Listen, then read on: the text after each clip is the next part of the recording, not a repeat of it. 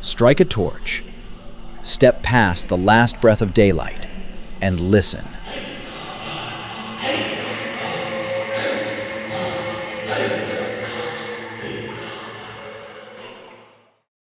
The cave doesn't echo like a room, it swallows.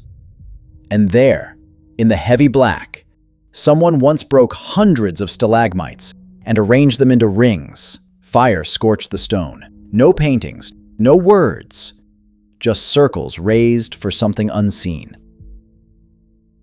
In 2016, Jacques Joubert and colleagues dated those structures in Bruniquel cave to roughly 176,000 years ago in nature. Neanderthals, deep underground, building in total darkness for a purpose that wasn't food, shelter, or tool-making. It reads like the blueprint of a temple. If you want to meet the first gods, don't look up. Look down. They appear where the light can't follow. A body crouches with antlers arcing like branches. The figure Abbé Henri Brouet sketched in the hidden chamber of Trois Frères. Not a hunter in costume so much as a master of beasts, a presence you whisper around. Far across the world, a cliff in the Utah desert blooms with giants. Faceless torsos taller than people, striped like shadows, ringed by smaller figures that seem to stand in attendance.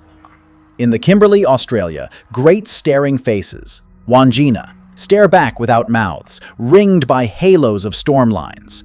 Creator beings whose images are still repainted to keep their force alive. And on the dunes of the central Sahara, the roundheads loom, floating, bulbous, otherworldly, towering over figures the size of children. None of this looks like portraiture. It looks like negotiation, because the earliest divine wasn't comforting. It wasn't human. It was hybrid, faceless, scaled up beyond us. It demanded silence. It lived in places where breath smokes and flames gutter, where one wrong step means a fall you don't come back from. Why did we imagine the gods this way? Why bury them under the earth instead of lifting them to the sky?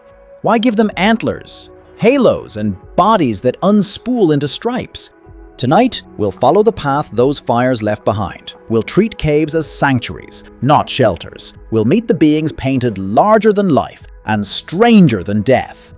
We'll watch how blood became a language, how darkness became architecture, and how these old gods, born in stone, kept living inside later pantheons with new names. So, torch up. Keep close. The first gods are waiting where the light ends.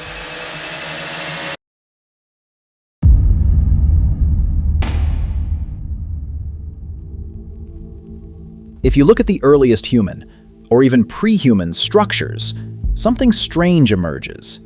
The oldest buildings we know of weren't houses. They were shrines. Take Bruniquel. Nearly 200,000 years ago, Neanderthals marched torches half a kilometer into the cave and snapped hundreds of stalagmites into neat segments. They hauled them, stacked them, and shaped them into perfect rings. No hearth for warmth, no beds, no tools, just circles of stone, blackened by fire. It doesn't read like shelter. It reads like ceremony. Archaeologists writing in Nature in 2016 called it one of the earliest examples of non-utilitarian construction. In plain words, it was built for meaning, not survival. And it wasn't just about monuments. Caves became places for the dead, too. At Rising Star in South Africa, Homo naledi, with brains barely half the size of ours, deliberately placed their dead in deep chambers around 250,000 years ago. At Cougnac in France, dated to approximately 30,000 years ago, bodies were deposited alongside engravings.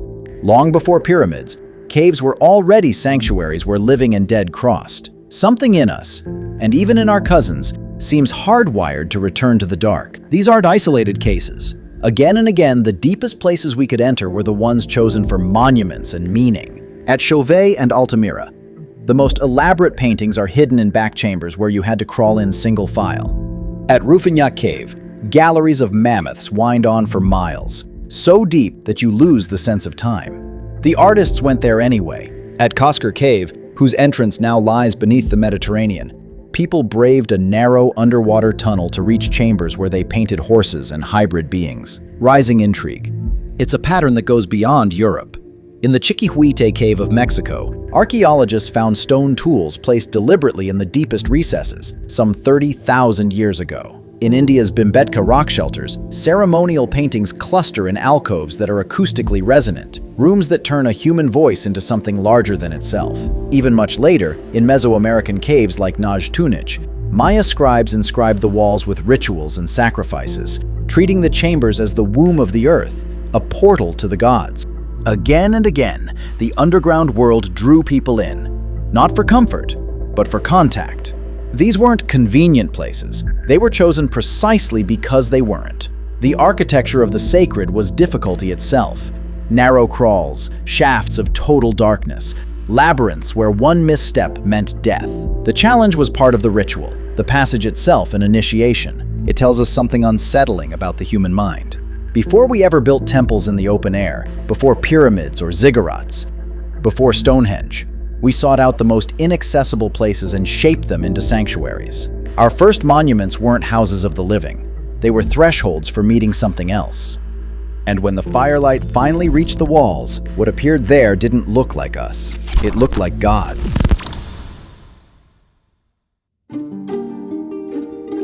When we think of gods today, we almost always imagine them as perfected reflections of ourselves. The Greeks carved Zeus with flowing hair and a king's bearing. The Egyptians gave their deities human bodies topped with falcon or jackal heads, still recognizably anthropomorphic. Even in Christianity, God's Son walks among men in fully human form. Divinity for us has long been an exalted mirror, but if you step back 30,000 years into the flicker of a torch against limestone walls, the pattern reverses. The earliest divine beings weren't human at all. They weren't radiant, benevolent, or noble. They were monstrous. The caves show us this clearly. Animals dominate the walls. Bison, rendered with muscle. Horses drawn mid-gallop. Lions prowling in long lines across stone. These creatures are alive, accurate, even cinematic, proof of a staggering eye for detail. Humans, by contrast, hardly ever appear, and when they do, they arrive distorted, faceless, or fused with animals. This is what archaeologists call the therianthropes, part man, part beast. A crouched figure with antlers, scratched faintly into trois frères. A human body twisting into the outline of a bison at Gabiou. Figures so schematic they're hardly recognizable as human, yet placed in positions of power, surrounded by animals as if presiding over them. It tells us something crucial. To the people who painted these walls, the sacred wasn't in human likeness. It was in breaking human likeness. Divinity began where humanity ended. Jean Klotz and David Lewis Williams argued in The Shamans of Prehistory back in 1998 that these hybrids may have been visions, seen in altered states. A hunter deep in trance, imagining himself flying, merging with his prey or sprouting antlers. That may explain the form, but not the insistence, because these shapes don't appear once or twice. They appear everywhere, across millennia, across continents. Again and again, the godlike figure is not human at all. And the distortion always leans one way, toward fear. Towering figures with hollow eyes, mouthless faces, bodies elongated until they dwarf ordinary people. The bigger, the stranger, the less human they look, the more powerful they seem. It's the opposite of later religion, where gods were built as perfected men. Here, power came from unmaking the human body. To be a god, you first had to stop being human. Why? Maybe because for Paleolithic people, humans weren't reliable. We were fragile, temporary. A bison herd returned every spring. A lion pride reappeared each year. But one bad quarrel, one sickness, one spear in the wrong place, and a family line ended forever. To imagine something godlike, you didn't picture yourself elevated. You pictured yourself erased, rebuilt as something beyond. Part beast, part shadow, part terror. The first gods weren't shepherds of the sky. They weren't fathers or mothers of mankind. They were hybrids crouched in darkness, monsters painted on stone. And their message was simple. Divinity doesn't live in the human form. It begins only when the human breaks.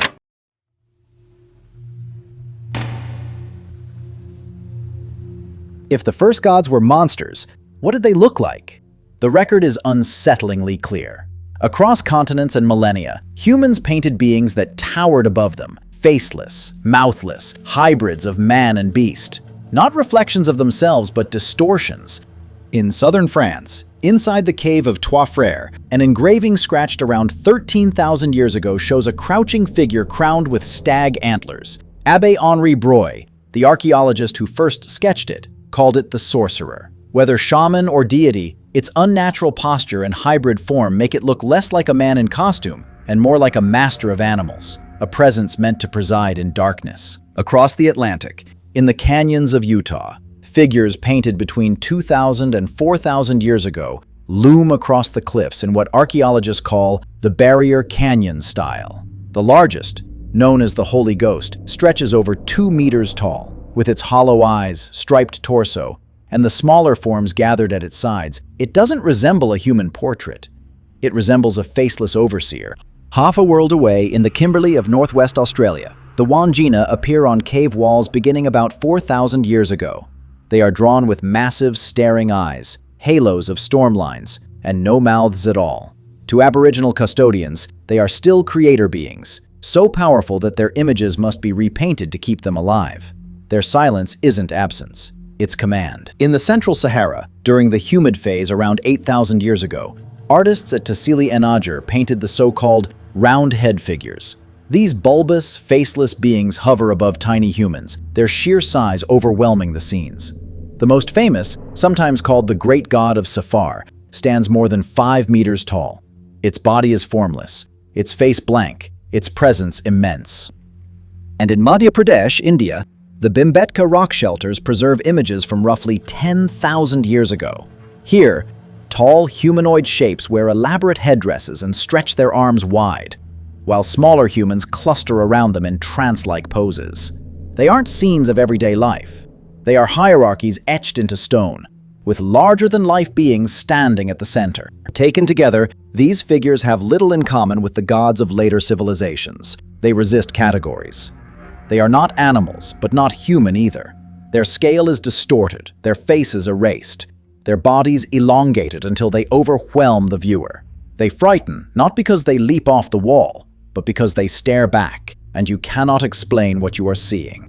And so it is with the old gods of the caves, the hollow-eyed giants of Utah, the Wandjina's silent faces in Australia, the roundheads of the Sahara, the antlered sorcerer crouched in France. They all resist description, entangled in silence, scale, and fear. For the people who drew them, this was divinity, not Zeus or Christ, not a father in the heavens, but some incomprehensible presences, beings you didn't pray to, but feared, appeased, and painted into stone where only the initiated could ever see them. When you line all of these up, this should be ringing a tiny bell into the back of your head. H.P. Lovecraft, the American horror writer of the early 20th century, built his entire mythology on the idea of beings so vast and alien that the human mind could barely register them. He called them the Great Old Ones and the Elder Gods. Cthulhu, the most famous, was described as a hybrid monstrosity, part man, part octopus, part dragon. Its head a mass of writhing tentacles, its wings stretching wider than cities, its body asleep beneath the ocean. Merely dreaming, it exerts influence on human minds, causing madness, nightmares, cults who gather to worship what they can never see. Then, there are others. Nyarlathotep, the Crawling Chaos, a shapeshifter who wears masks and deceives humanity, never revealing its true form. Azathoth, the blind idiot god, a swirling chaos at the center of the universe, mindless, yet omnipotent. Shub-Niggurath, the black goat of the woods with 1,000 young, a fertility god twisted into grotesque, unstoppable reproduction. Lovecraft never described them fully. He hinted, he suggested, but always left their forms vague, incomprehensible. Because for him, horror wasn't in what you saw clearly, it was in what you could not fully grasp. And this is why the analogy resonates so deeply with prehistoric art. The Holy Ghost figures in Utah with their hollow eyes, the Wandjina's mouthless faces, silent and watchful, the Roundheads, floating giants with no recognizable anatomy, even the Sorcerer twisting between categories, never one thing or the other. They feel Lovecraftian because they operate the same way. They resist description. They are entangled in power, silence, and scale. They are frightening not because they leap off the wall, but because they stare back from it. and you can't explain what you're seeing. For Paleolithic people, this was the divine, not a humanized Zeus or a comforting skyfather, but something closer to Lovecraft's elder gods, alien, monstrous, incomprehensible presences. Gods you didn't pray to, but feared, appeased, and painted into being in places only the initiated could reach. Violence is written into some of the oldest depictions of humans. Not triumph, not glory, just bodies broken. At Cougnac cave in southern France, dated to around 23,000 years ago, the walls are filled with graceful outlines of ibex and megaloceros, their antlers curling like trees. But deeper inside, two human figures appear. They're not hunters, not celebrants. Their torsos are pierced again and again by long black lines, spears, drawn with deliberate precision. Archaeologist Michel Blanchet, who spent decades studying the site, noted that the wounds weren't scattered randomly. They were placed at vital points, the chest, the spine, as though the violence itself was staged. At Pechmerle, painted around 25,000 years ago, a similar scene plays out. A human figure, crude and stick-like, lies stiff with 5 or more spears jutting through the torso. Beside it is a bold sign, repeated across caves in the region, as if marking the death as part of a broader code. It doesn't look like a hunt. It looks like a message. And then there is Adora Cave in Sicily, carved at the end of the Ice Age around 12,000 years ago. Dozens of engravings sprawl across the rock, the largest cluster showing 2 humans bound tight, arms pressed to their sides, surrounded by a ring of others in exaggerated poses. Some have called it dance, but most see ritual violence, possibly sacrifice, the execution of captives, or even initiation by strangulation. Whatever it was staged. A performance etched into stone, not daily life. Even the famous shaft at Lascaux, around 17,000 years ago, echoes this pattern. The only human in the entire cave, bird-headed, arms flung wide, lies sprawled before a gutted bison. Entrails spill from the animal, and a spear links the 2 figures in a fatal exchange. It is not a victory scene. It is a collapse. The pattern is unmistakable. When humans finally appear in the art of the Ice Age, they arrive not as hunters or families, but as victims, pierced, bound, or falling. Archaeologists have long debated what this meant. Some argue for hunting magic, others for shamanic visions, but the consistency across caves and across centuries points to something broader. Violence wasn't random. It was symbolic. The act of wounding, binding, or killing wasn't just recorded. It was ritualized. If animals were painted to secure continuity, the herds returning each season, then the wounded human may have been painted to secure rupture, to remember disaster, or to appease powers that demanded blood. In societies where a single death could fracture a band of 20 or 30, violence wasn't background noise, it was seismic, and so it was remembered in the only permanent medium they had: stone. We still feel that unease today. The night sky overwhelms us with galaxies too vast to imagine. A microscope shows structures too small to comprehend. At both ends, the human scale collapses. We don't belong in the infinite, or in the infinitesimal. The old gods lived in that same space. Antlered giants crouched above, faceless beings stretched to unnatural size, mouthless figures staring back. They were drawn deliberately beyond human proportion, too big, too blank, too strange. They lived where comprehension failed, and violence, painted on the walls, was the only way Paleolithic people believed they could answer them.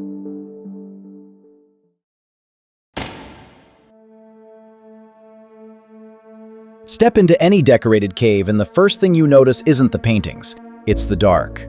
At Chauvet Cave in southern France, discovered in 1994 and dated to about 36,000 years ago, the most powerful panels are buried deep inside. 2 hours' journey into twisting passages, where the only light would have been torch fire. Lions prowl across the walls there, arranged with such motion and precision that they seem alive. But the deeper you go, the more the space feels transformed. The walls close in, the ceiling drops. Silence presses on you. The cave begins to dictate the experience.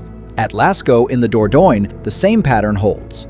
The most famous galleries, the Hall of the Bulls, the shaft scene, aren't at the entrance. They're in recesses you can only reach by crawling, climbing, or descending by rope. Even the bird-headed man, the only human in the cave, was placed in a narrow shaft almost impossible to access.